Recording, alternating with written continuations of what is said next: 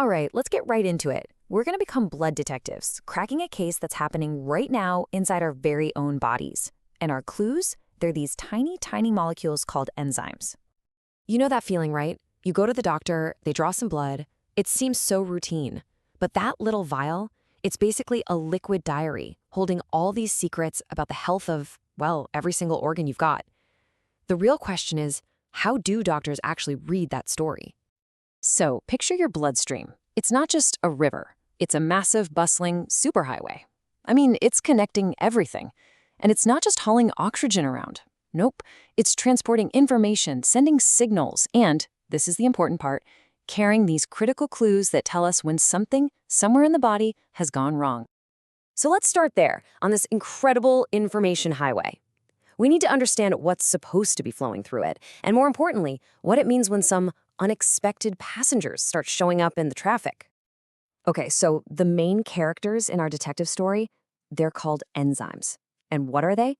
Well, you can think of them as these microscopic little workers, the tools that literally make life happen. Inside every single one of your cells right now, there are thousands of different enzymes just buzzing away, building things, breaking stuff down, basically just keeping the whole operation running. But here's the key thing, and you gotta get this. These little workers, these enzymes, they're supposed to stay inside their cells. That's their workshop, their home base. In fact, the concentration inside the cell is way, way higher than it is out in the bloodstream. So that's our baseline. That's what's normal. And this, right here, brings us to the heart of our whole investigation. We're not interested in the enzymes that are supposed to be in the blood. Nah, we're hunting for the escapees, the ones that got out. You see, doctors kind of split the enzymes they find in your blood into two groups. You've got your functional enzymes. Think of them as the regulars. They're supposed to be there, they have a job to do in the blood. But the ones we care about for our detective work, they're the non-functional ones, the escapees. They have absolutely no job in the blood, they don't belong there, and when you see their numbers spike, yeah, that's a big sign of trouble. So here's the fundamental principle of this whole thing. When a cell gets damaged or even dies, its outer wall breaks down. And what happens? All those enzymes that were supposed to stay inside suddenly spill out onto that superhighway we talked about. This leak, it's like a flare being shot up into the sky. It's a signal that tells a doctor, hey, Houston, we have a problem over here. Okay, so we've got our clues, these escaped enzymes floating around in the blood. The next step for any good detective, follow that trail right back to the scene of the crime. So imagine a doctor looking at your lab results, and bam, they see this huge, massive spike in one of these escapee enzymes. And I'm not talking about a small change. We're talking hundreds, sometimes even thousands of times higher than normal. That spike is a giant red flag that says, warning, serious tissue damage happening somewhere, right now. And this is where it gets really cool, how specific these clues are. You see, different organs use their own unique set of enzyme tools. So if you see a big spike in something called alanine transaminase, or ALT for short, the investigation points straight to the liver. A jump in amylase and lipase? Well, that sends the detectives right to the pancreas. It's like every enzyme has its own unique zip code, pointing back to its home organ. But you know, it's not always quite that simple. The plot thickens, right? Some of these enzymes, these clues, are found in more than one type of tissue. So a single clue might tell us there's a fire, but it doesn't tell us exactly which building is burning. To really solve the case, we need to get more specific. We have to find the fingerprints.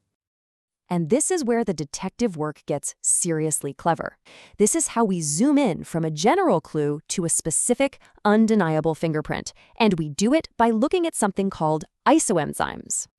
So what the heck is an isoenzyme? Well, it's basically just a slightly different version of the same enzyme. Think of it like this. Imagine you have 5 different screwdrivers. They all do the same basic job, turning a screw, but each one has a slightly different handle. In our bodies, these different handles, these slightly different structures, are unique to specific tissues. A perfect example is an enzyme called lactate dehydrogenase, or LDH. Get this, it has 5 different versions, 5 handles. LDH1, that's the one you find mostly in the heart, but LDH5, that's the one you find in the liver and skeletal muscle.